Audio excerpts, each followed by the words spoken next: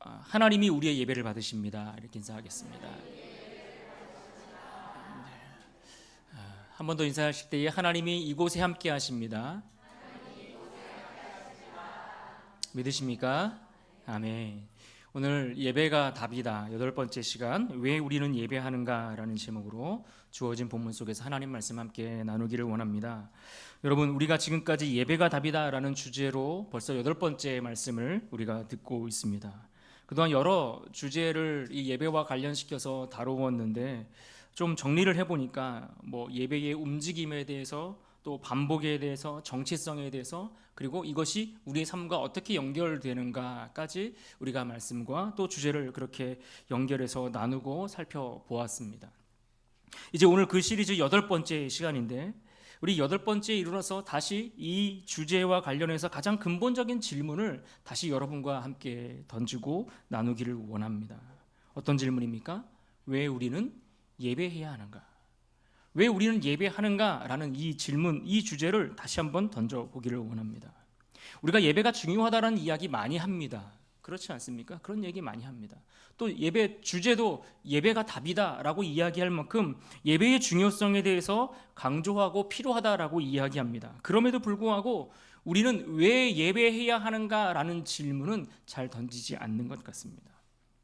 예배가 중요하다고 말하고 예배가 답이다라고 말하면서 왜 예배를 해야 하는지, 왜 예배 드려야 하는지를 우리가 묻지 않는다면 자칫 우리의 예배는 습관이 될 수 있고 형식이 될 수 있고 자칫 이것은 우리의 관행으로 남을 수도 있습니다.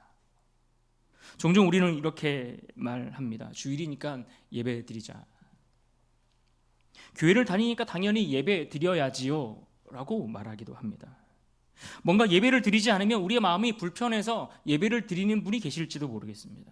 그러나 성경은 우리가 드리는 이 예배에 대해서 가르쳐 줄 때에 이 예배를 어떤 우리의 습관 속에서 나오는 것이나 어떤 종교적인 의무를 통해서 우리에게 부여되는 그러한 일들로 설명하지 않고 있다라는 겁니다. 오히려 우리에게 너희가 왜 예배해야 하는지에 대한 질문과 그 해답을 우리에게 주고 있습니다. 너희는 왜 예배하는가? 우리는 왜 예배하는가? 예배의 이유가 내 안에 있는지 아니면 우리가 믿는 하나님께 있는지를 묻고 있는 겁니다. 오늘 우리가 요한계시록 4장의 말씀을 살펴볼 텐데요, 바로 이 질문에 대한 해답을 말씀 속에서 찾고 또 깨닫는 은혜가 있기를 바랍니다. 우리가 그러려면 오늘 본문에 해당하는 요한계시록 4장이 어떤 상황과 배경 속에서 주어진 말씀인지를 우리가 먼저 살펴보고 이해할 필요가 있습니다. 그래야 말씀 속에서 예배의 본질을 정확히 붙들 수 있기 때문입니다. 요한계시록은 사도 요한이 반모섬의 유배를 당해서 그곳에 있으면서 하나님께서 계시해 주신, 하나님께서 보여주신 그 내용을 기록한 말씀이 요한계시록입니다. 당시 교회는 로마 제국의 심각한, 아주 심한 박해 아래에 있었습니다. 특별히 그들은 황제를 숭배하는 그 일에 강요되었습니다. 그러니까 가이사가 주라는 고백을 강요받는 그러한 시대였습니다. 그러니 당연히 예수 그리스도를 주라고 고백하는 일은 결코 쉬운 일이 아니었을 겁니다. 그래서 만약 그들이 가이사, 그 로마의 황제를 주로 인정하지 않고 예수 그리스도를 주로 고백하고 인정하게 된다면 이것은 로마의 입장에서 볼 때의 정치적 반역과 같은 그러한 시도, 그러한 일로 간주되었던 겁니다. 그러니 생각해 보십시오. 교회는 당연히 사회적으로 고립되었을 겁니다. 모든 경제적인 환경 속에서 다 압박되어서 제대로 된 어떤 경제적인 그 활동 자체가 불가능했을 것입니다. 신앙적으로 그들이 시험받는 일들, 어려움을 당하는 일들, 예수님 믿는 것 때문에 그들이 당하는 고난과 어려움들은 어쩌면 너무나 당연한 일처럼 그들에게 찾아왔을 것입니다. 그래서 우리와 비교해보면 그들에게 있어서 신앙은 우리와는 비교할 수 없을 만큼 정말 무거운 그런 짐을 짊어지는 그런 일이 아니었을까라는 생각을 해봅니다.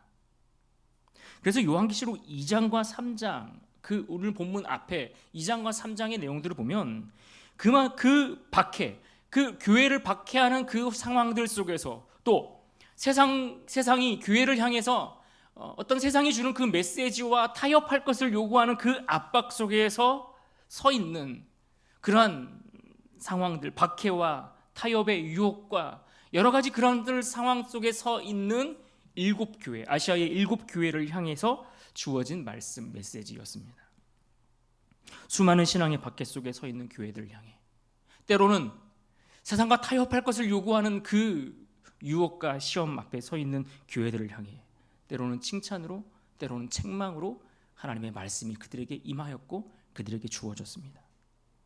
그런데 바로 그 다음에 연결되는 오늘 본문 요한계시록 4장에 이르르면 그들이 그렇게 칭찬과 책망을 받는 그 장면, 그 모습, 일곱 교회를 향해서 주어졌던 그 하나님의 말씀이 선포되었던 그 말씀의 배경과 그 화면이 바뀌어서 전환되어서 하늘의 장면으로 이동하는 것을 볼 수 있습니다. 4장 1절을 보십시오. 같이 한번 읽어볼까요? 시작. 이 일 후에 내가 보니 하늘에 열린 문이 있는데, 영화로 치면 단순히 화면이 바뀌었다 정도가 아니라 고난과 환난 가운데 있는 교회의 모습, 그 안에서 신앙을 지키기 위해 애쓰는 모습, 혹은 그 신앙을 지키지 못해서 흔들리고 유혹 가운데 괴로워하고 있는 성도들의 그 모습이 이제 새로운 관점으로, 새로운 시각으로 그 문제를 바라보도록 화면이 바뀌고 있다라는 이야기입니다. 일곱 교회의 그 모습 속에서 하늘의 문이 열리는 모습으로 바뀌는데, 그 하늘의 문이 열렸을 때의 요한이 그 열린 문을 통해서 본 것이 있습니다. 무엇을 보았습니까? 그가 그때 본 것은 세상 권력의 구조가 어떻게 세워져 있는가를 본 것이 아닙니다. 그 환난과 핍박 속에서 그것을 어떻게 피할 수 있는가, 그 전략이 그에게 소개되고 주어진 것도 아닙니다. 그렇다고 교회의 어떤 생존을 위한 매뉴얼이 그에게 보인 것도 아니었습니다. 요한이 열린 그 하늘 문을 통해 본 것이 있다면 그것은 바로 하늘 보좌와 그 앞에서 드려지는 예배, 그러니까 보좌와 예배, 이것을 그가 보았던 겁니다. 비록 땅의 교회는 흔들리고 있습니다. 수많은 핍박과 박해 속에서, 수많은 유혹 속에서 흔들리고 이리저리 치이고 있는 그 상황이지만, 그러나 하늘의 보좌는 흔들리지 않습니다. 황제가 보좌에 앉아 있고 그가 세상의 왕처럼 호령하고 있는 그러한 시대이지만, 그러나 실제로 보좌에 앉아 계신 분은 살아계신 하나님이었던 겁니다. 여러분, 이것이 요한계시록 4장의 배경입니다. 우리의 삶이 흔들리면 우리는 그 흔들림 속에서 더 분주하고 더 바빠지기 마련입니다. 문제가 찾아오고 어려움이 생기고 건강에 이상이 생기고 먹고 사는 문제가 내 앞을 가로막게 되면 우리는 그것을 풀어가기 위해 분주할 수밖에 없습니다. 어떻게든 그 문제를 해결하기 위해 더 많이 분주하게 바쁘게 애를 쓰며 살아가겠죠. 그러나 성경은 말합니다. 우리가 그 많은 문제들 앞에 흔들리고 그 유혹 앞에 어떻게 해야 할지 몰라서 갈등하고 있을 때에 너희가 지금 해야 할 것은 다른 일에 분주할 것이 아니라 하늘 보좌를 보는 일이다. 하늘 보좌를 보는 것, 그것이 먼저라고 말하고 있는 겁니다. 문제가 있을수록, 어려움이 찾아올수록 우리가 풀어가야 될 숙제가 내 인생 앞에 많이 주어져 있고 그 무게가 무거우면 무거울수록, 우리의 시험이 유혹받고 시험이 찾아오면 찾아올수록 우리가 먼저 해야 할 것은 다시 보좌를 바라보는 일, 세상 보좌가 아니라 하늘 보좌, 살아계신 하나님이 앉아 계시는 그 하늘 보좌를 바라보는 일, 그것이 우리에게 먼저 있어야 할 일이라는 것을 우리에게 가르쳐 주고 있는 겁니다. 사랑하는 여러분, 신앙의 위기는 결국 보좌에 앉아 계신 하나님을 보지 못함으로 인해서 우리가 그분께 드려야 할 예배의 중심이 흐트러지기 시작할 때에 그 위기는 찾아오기 마련입니다. 우리에게 문제가 많아서가 아니고, 우리의 문제가 너무나 무겁고 버거워서가 아니라, 실제로는 그 상황과 그 문제 앞에서 나의 시선이 하늘 보좌에 앉아 계시는 살아계신 하나님께 주목하여 고정되지 못하고 거기서 벗어나고, 우리의 시선이 문제에 고정되고 우리의 시선이 세상에 고정되고 사람들에게 고정되기 시작할 때, 그래서 더 이상 나의 중심이 하나님을 예배하지 못하게 될 때에 그때 비로소 우리의 신앙은 흔들리고 위기를 맞게 되는 겁니다. 세상이 시끄러울수록 우리가 해야 할 일은 하늘 보좌를 바라보는 일입니다. 문제가 무겁고 버거울수록 우리가 해야 할 일은 살아계신 하나님이 앉아 계시는 그 보좌를 바라보는 일입니다. 상황이 복잡할수록 그래서 우리는 다시 예배로 돌아가야 합니다. 문제가 어렵고 힘들수록 살아계신 하나님께 드리는 예배의 자리로 나아가야 합니다. 그렇게 볼 때 예배는 그저 우리가 직면한 현실의 문제를 덮어두거나 그 어려움으로부터 도피하기 위한 자리가 아니라 오히려 현실을 제대로 바라보고 그 문제를 풀어갈 수 있는 키를 우리에게 붙들게 하는 그러한 자리인 것을 우리가 알 수 있습니다. 그 예배, 그렇게 우리가 다시 회복되고 돌아가야 할 그 예배는 어디서부터 시작됩니까? 오늘 말씀 속에서 보면 그 예배는 보좌로부터 시작된다라는 것을 강조해 주고 있습니다. 그렇습니다. 예배는 보좌로 시작합니다. 본문 8절 말씀 같이 한번 읽어볼까요? 함께 있습니다. 시작. 네 생물은 각각 6 날개를 가졌고 그 안과 주위에는 눈들이 가득하더라. 그들이 밤낮 쉬지 않고 이르기를 거룩하다 거룩하다 거룩하다 주 하나님 곧 전능하신 이여 전에도 계셨고 이제도 계시고 장차 오실 이시라 하고 아멘. 방금 읽은 이 8절 말씀에 보시면 여기에는 나오지 않지만 요한계시록 4장 전체의 핵심, 가장 중요한 단어가 있다면 그것은 바로 보좌라는 단어입니다. 보좌. 이 보좌라는 것은 통치, 주권, 절대성 이런 것을 의미하는 것이 보좌라는 단어가 가지고 있는 그 의미입니다. 오늘 방금 읽은 이 8절의 내용은 바로 이 보좌 앞에, 하늘 보좌 앞에서 벌어지는 장면, 그 모습을 그려준 겁니다. 그런데 이 장면은 어떤 모습입니까? 흔히 세상 사람들이 우리가 흔히 세상에서 보았던 그 황제의 보좌, 로마가 전 세계를 다스리는 것 같은 그러한 그 황제의 보좌와는 사뭇 대조적으로 비교되는 그러한 모습이라 말할 수 있습니다. 세상은 로마의 황제가 주라고 말합니다. 그가 신이라고 이야기합니다. 세상에서 많은 것을 가지고 많은 권력을 쥐고 있고 실제로 그들의 한마디 한마디로 사람을 죽이기도 하고 살리기도 하는 것 같은 그런 힘을 가지고 있는 세상 권력자, 그가 주라고 사람들은 말하고 세상은 그것을 우리에게 강요하지만 그러나 하늘은 또 성경은 하나님만이 우리의 주시다라고 말하고 있는 겁니다. 그래서 예배는 단순히 노래를 올려드리고 찬양을 부르는 정도가 아니라 하나님의 주권에 대한 선언입니다. 세상에 힘 있는 자들이 이 세상을, 이 역사를 움직이는 것처럼 보이지만 사실은 절대 주권자 되시는 하나님께서 우리의 인생의 역사를, 인류의 역사를 쥐고 이끌어가고 계신다라는 것을 고백하고 선포하는 것입니다. 하나님만이 주인이시다.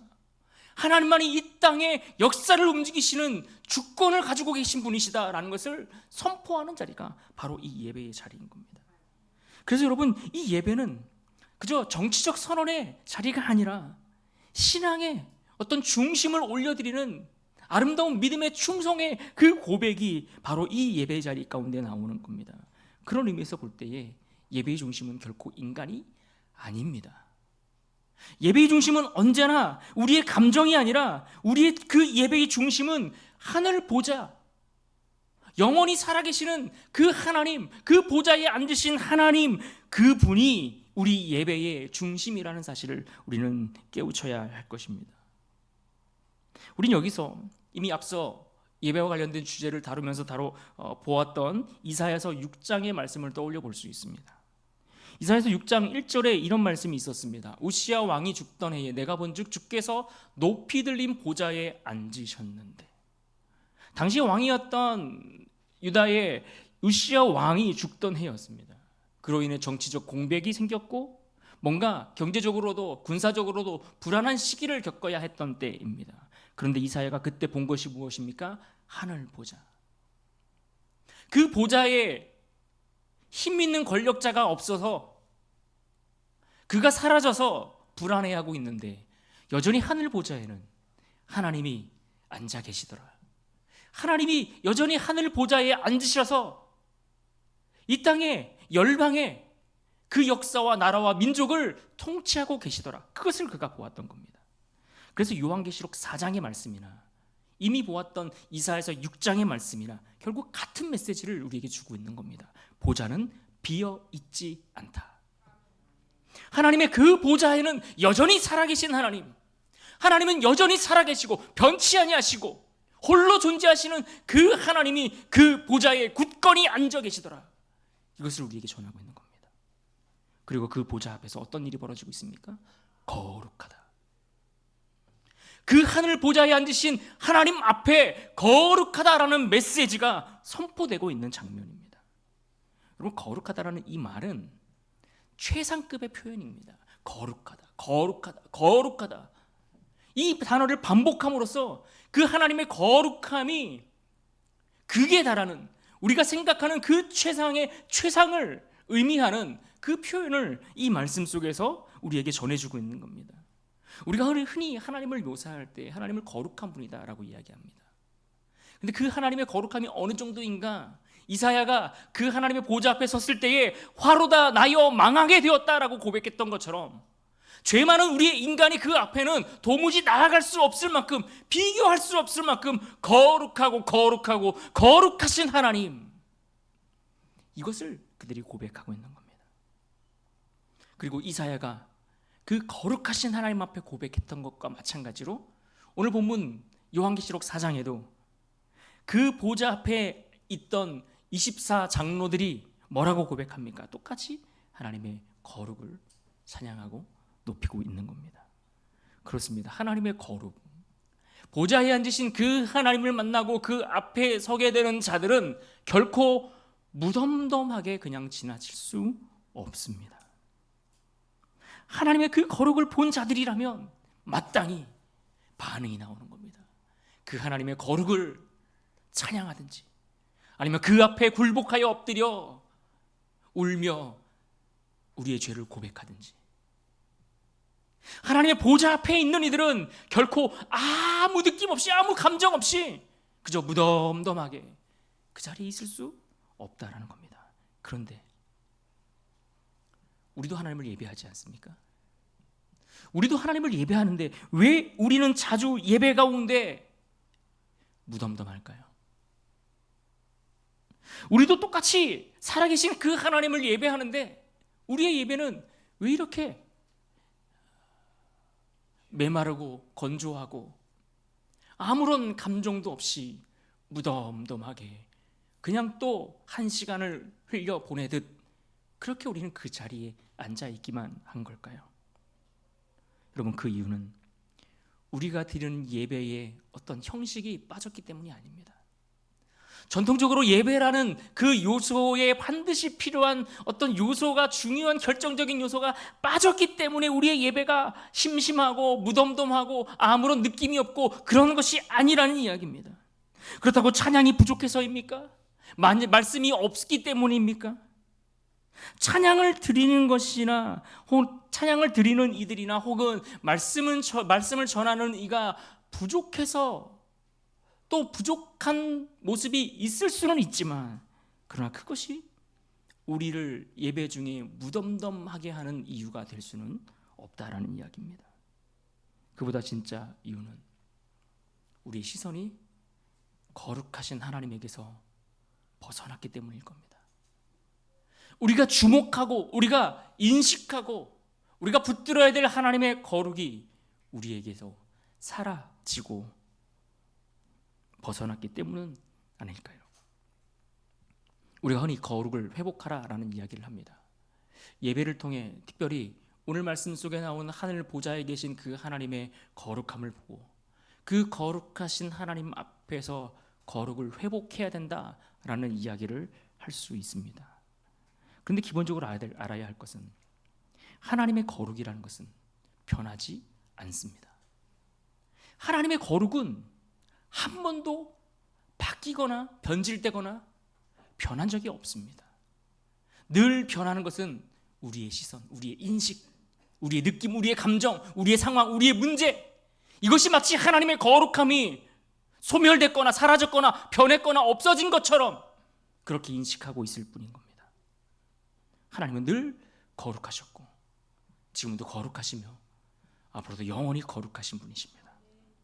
그래서 그 하나님의 거룩을, 그 거룩을 회복하라는 말의 그 일차적인 의미는 하나님의 거룩하심을 우리가 다시 바라봐야 한다라는 뜻으로 이해할 수 있는 겁니다. 우리가 놓쳐버렸던 그 시선을 하나님의 그 거룩하심 앞에 고정시켜야 된다는 거예요. 하나님이 얼마나 거룩하신 분인지, 그 거룩하시다라는 의미가 무엇인지를 알 수 있도록 거기에 시선을 맞춰야 된다라는 것이 1차적인 의미라는 겁니다. 그래서 이사야도 사도 요한도 먼저 그 하나님의 거룩함을 보았던 겁니다. 그리고 그 하나님의 거룩함을 보고 나니까 그 다음에 그 거룩함을 보았던 그 자신들의 삶이 재정렬, 재정비되는 것을 우리가 보지 않습니까? 그래서 이 순서가 중요한 겁니다. 우리가 예배 드릴 때 하나님의 거룩하심 앞에 우리의 시선을 주목하면 그 하나님께 주목함으로 인해서 우리의 삶에 변화와 재정렬되는 일들이 찾아오는 것입니다. 그러기 위해서 우리가 먼저 해야 할 것은 늘 말씀 앞에 다시 돌아가는 겁니다. 말씀 속에서 우리가 믿는, 우리가 거룩하다라고 이야기하는 그 하나님이 어떤 분인지를 확인하셔야 되는 겁니다. 말씀을 통해 우리에게 행하신 그 하나님이 어떤 일들을 행하셨는지, 그 행하신 일의 그 내용들이 무엇인지를 보고 확인하셔야 된다라는 겁니다. 그래서 말씀 앞에 서야 되는 겁니다. 그래서 늘 말씀이 우리에게 필요한 겁니다. 그렇게 말씀을 통해서 하나님이 어떠한 분인지를 확인하게 되면 그 다음에 어떤 행동으로 이어질까요? 두 번째 모습은 바로 회개하는 모습으로 이어지게 되는 겁니다. 진짜 하나님이 어떤 분인지, 하나님이 나를 어떻게 구원하셨는지, 지금도 하나님이 나를 위해 어떤 일들을 하고 계시는지를 우리가 깨닫고 보게 되면 그 하나님 앞에 내가 하나님에 대해서 놓쳤던 것들, 내가 하나님을 잘못 이해하고 오해해서 순종하지 못하고 하나님의 뜻과 상관없이 걸어갔던 그 길과 모든 일들에 대하여 엎드려 회개하고 돌이키는 일들이 생기는 겁니다. 그리고 마지막으로 또 한 가지 덧붙여줘야 될 것이 있다면, 지금 예배하는 이 시간, 지금 우리가 예배하는 이 시간, 이 자리는 바로 하나님 보좌 앞에 서 있는 자리라는 사실을 인식하는 겁니다. 우리가 그저 아무 생각 없이 이 자리에 와서 예배 드리는 것 같지만 오늘 말씀 기준으로 보면 살아계신 그 하나님의 보좌 앞에 어떤 사람을 우리가 예배하기 위해서, 높이기 위해서, 경배하기 위해서 온 자리가 아니라 우리를 구원하시고 영원한 우리 인생의 주인 되시는 하나님을 예배하기 위해서 이 자리에 앉아있다. 그래서 오늘 우리도 이사야와 같이, 사도 요한과 같이, 그 앞에 서 있던 수많은 장로들의 모습과 같이 하나님의 보호자 앞에서 예배하고 있다라는 이 거룩한 인식이 오늘 우리에게 회복되어야 할 줄로 믿습니다. 여러분, 그래야 하나님의 거룩하심을 우리가 다시 회복할 수 있는 겁니다. 그래서 우리가 예배를 드릴 때 이 자리에 앉아가지고 그래서 오늘 음향의 소리가 어떠냐, 오늘 찬양의 화음이 어떠냐, 내 마음이 어떠냐, 설교자가 내 마음에 드냐 안 드냐, 이것을 생각하기 이전에 하나님 앞에서 드리고 있다라는 그 생각이 우리의 마음속에 중심의 자리를 잡으셔야 하는 겁니다. 예배 중에 만나주시는 하나님, 그 하나님을 우리가 다시 볼 때 우리가 회복해야 할 그 거룩이 우리의 인생 가운데, 우리의 중심에 세워지게 될 줄로 믿습니다.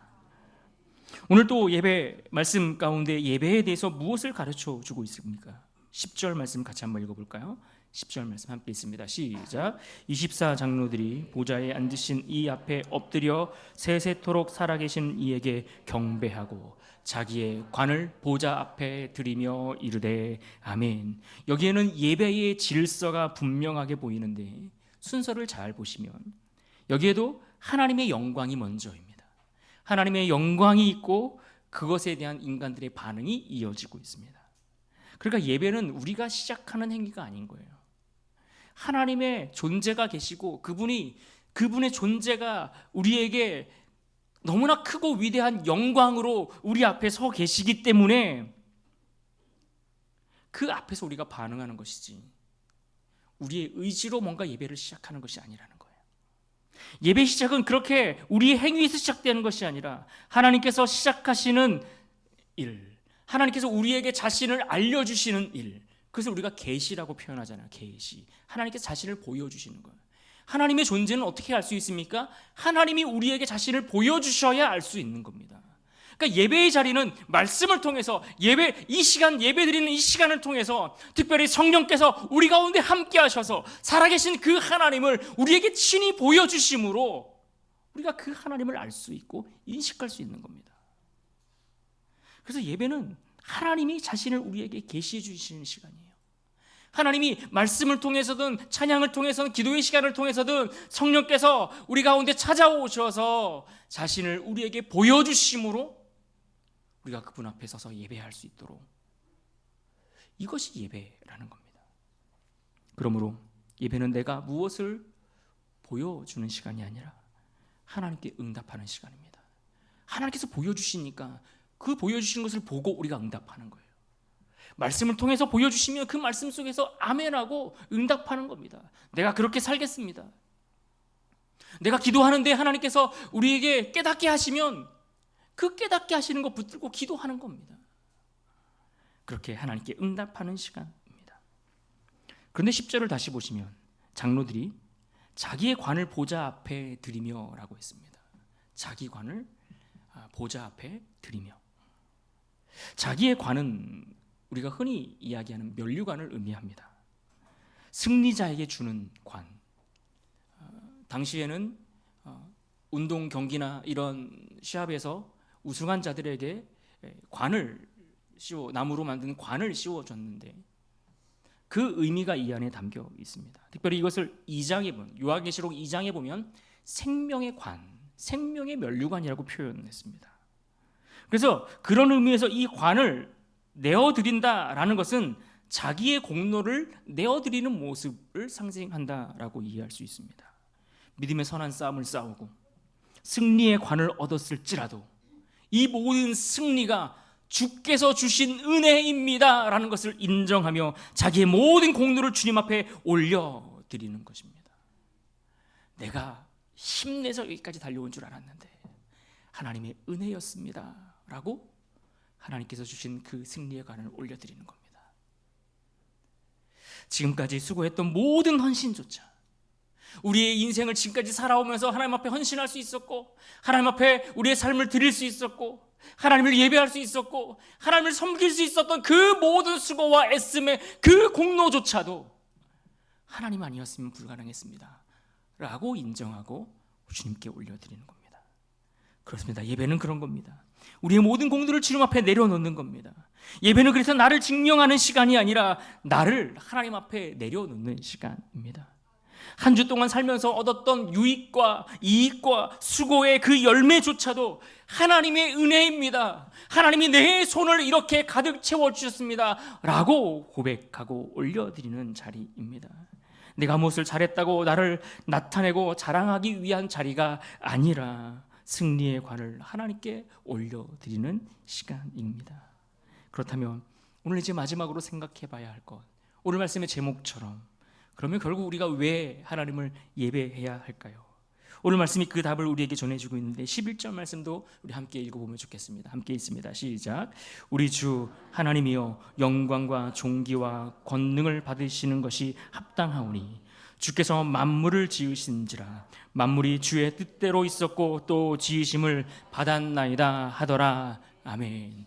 왜 우리는 하나님을 예배합니까? 오늘 말씀의 기준으로 놓고 보면 하나님은 만물을 지으신 창조주이기 때문입니다. 우리가 하나님을 예배하는 이유는 하나님이 우리를 지으셨기 때문입니다. 하나님이 세상을 지으셨을 뿐만 아니라 이 세상 가운데 살아갈 우리도 하나님이 지으신, 우리는 그의 피조물이요 하나님이 그의 뜻대로 우리를 지으셨기에 우리가 하나님을 예배합니다. 그러니까 결국 예배의 이유는 우리의 필요에 의해서가 아니라는 거예요. 우리가 무엇인가 얻고 싶은 것이 있고 뭔가 채워져야 할 필요가 있어서 뭔가 갈급한 것들이 있어서 드리는 것이 아니라 하나님의 존재가 우리의 예배의 이유라는 거예요.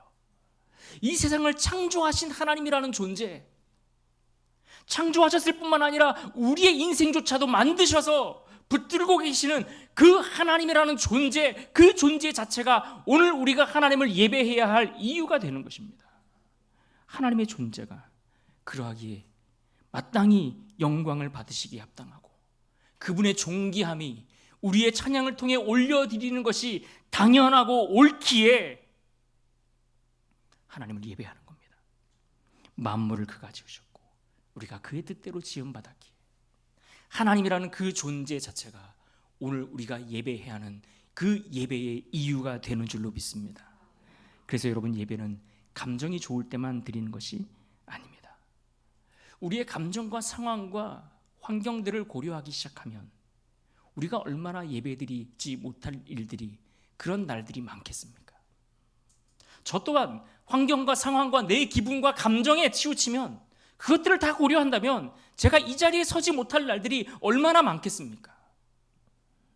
그러나 하나님은 언제나 예배받기에 합당하신 분이라는 거예요.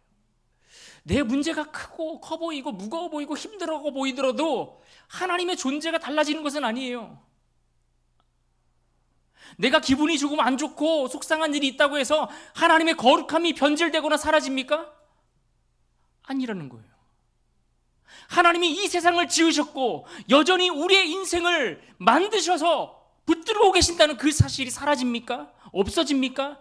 아니라는 거예요. 그래서 예배는 감정과 상황과 문제와 상관없이 여전히 홀로 거룩하신 하나님을 예배하는 것이 맞다라고 가르쳐 주는 겁니다. 그러므로 정리해보면 예배란 하나님께서 자신을 나타내실 때에, 자신을 우리에게 계시하고 보여주실 때에 인간이 그 계시 앞에서 믿음과 순종으로 응답하는 전인적인 행위라고 그렇게 정의할 수 있는 겁니다. 때로는 찬양으로, 때로는 엎드려 간구하고 기도함으로, 때로는 온 마음으로 하나님의 말씀을 귀담아 들으면서, 때로는 우리의 가진 물질을 주님 앞에 올려드리면서 하나님의 주되심을 인정하고 고백하는 반응, 여러분, 이것이 예배입니다. 내가 더 거룩해지겠다고 결심해서 거룩해지는 게 아니라 하나님의 거룩하심을 주목하여 그 거룩하심 앞에 반응할 때, 그때 우리의 거룩도 그 회복이 시작되는 것입니다. 결국 예배는 하나님을 높이는 자리입니다. 그런데 놀라운 것은 그렇게 하나님을 높일 때에 동시에 어떤 일이 벌어집니까? 우리의 삶에도 변화가 시작되고 이루어지는 겁니다. 그래서 예배는 한번 따라합시다. 하나님을 하나님 되게 하는 것, 찬양 받으실 만한 하나님을 찬양하고 마땅히 높으신 그 하나님을 높여드리고 그 하나님을 인정하는 것, 그렇게 하나님을 하나님 되게 하시는 것이 바로 우리의 예배요, 그것이 우리가 드릴 예배의 이유인 겁니다. 우리가 무엇을 예배하는지가 우리가 누구인가를 결정하는 겁니다. 우리가 이 땅을 살면서 성공하기 위해 더 많은 더 높은 자리를 올라가기 위해 애를 쓰며 살아가면, 그것을 예배하면 결국 성과가 우리의 주인이 되고 그것에 매어 살아가게 되어 있습니다. 마찬가지로 세상에서 더 많은 것을 갖기 위해, 더 얻기 위해 돈을, 물질을 그렇게 따라다니고 붙잡기 위해 애를 쓰고 그것을 예배하면 결국 우리는 소비자로밖에 살아갈 수밖에 없는 겁니다. 그러나 우리가 하나님을 예배하면 우리는 하나님의 백성으로, 하나님의 자녀로 살아갈 수 있습니다. 그래서 예배는 단 하루 그 주일의 시작을 알리는 것만이 아니라 그 예배를 오늘 우리가 어떻게 드리냐가 이 한 주간에 살아갈 우리의 삶의 인생의 주인이 누구인지를 인정하는 그 출발점이 되는 것입니다. 그래서 여러분, 주일의 예배가 흔들리면 안 되는 거예요. 그래서 우리의 예배가 흔들리면 우리가 살아가는 일상 속에서 우리의 삶의 주인이 바뀌는 거예요. 돈으로 바뀌고, 성공으로 바뀌고, 성과로 바뀌고, 내 욕망과 욕구로 인생의 주인이 바뀌어버리는 거예요. 그러나 예배의 자리에서 거룩하신 하나님을 주목하여 바라보면 여전히 우리가 세상을 살아갈 때 그 삶의 자리 속에서도 내 인생의 주인은 하나님이신 것을 믿고, 그 하나님으로 인해 내 삶의 방향도 온전히 제대로 그 길을 찾아가게 될 줄로 믿습니다. 오늘 말씀 요한계시록 4장을 보았습니다. 또 앞서 보았던 이사야서 6장의 그 보좌, 그리고 오늘 예배하는 이 자리, 이 중심에는 모두 동일하게 거룩하신 하나님이 계십니다. 우리는 왜 예배합니까?